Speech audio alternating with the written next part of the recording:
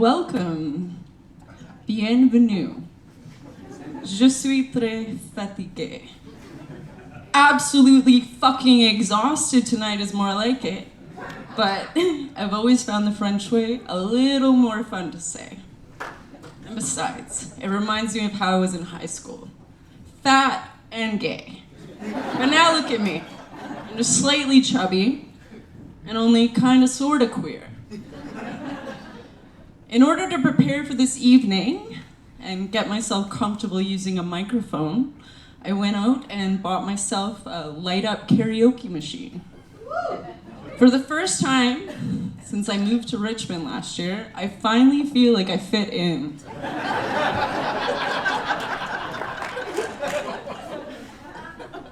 Fitting in can be tough when you have a strange name, but actually my name was almost even stranger. My mom, she wanted to call me Brie, but her doctor told her that everyone would call me Cheese. My dad, because it was the early 80s, he wanted to call me Crystal. Well, pair that with my last name, Methrol, and you've got yourself quite a party. Just probably not a pizza party.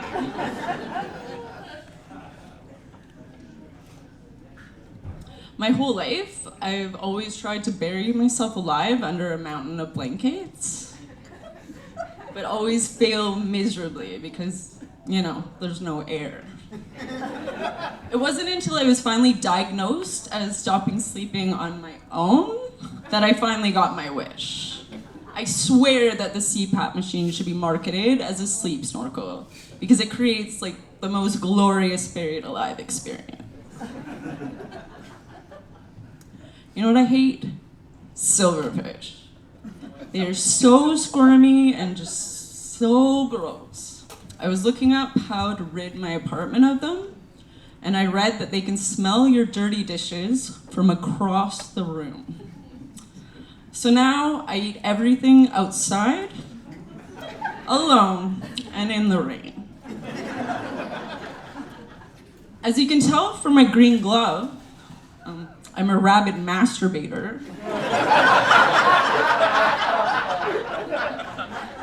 Actually, it's because I managed to circumcise my thumb this summer, and I didn't want to startle anyone with how blindingly beautiful it is now.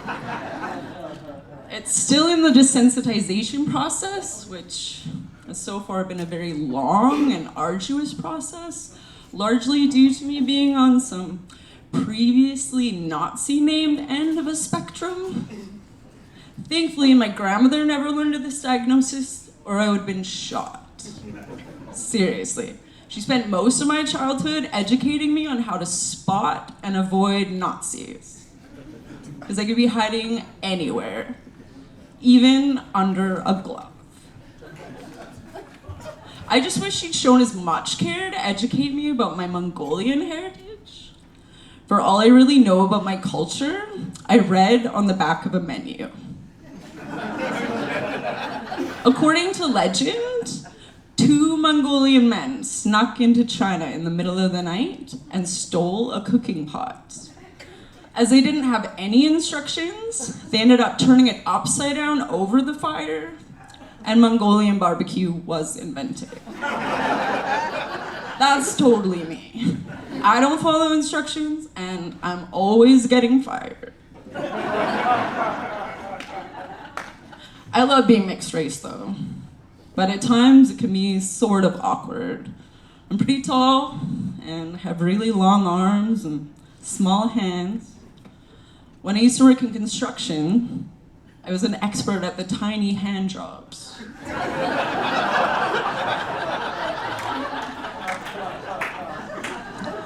After weeks of scouring over every available clue in the Gabby Petito murder case and the manhunt for her killer, even at times neglecting my own housework and my laundry, they finally found him while I was taking a nap.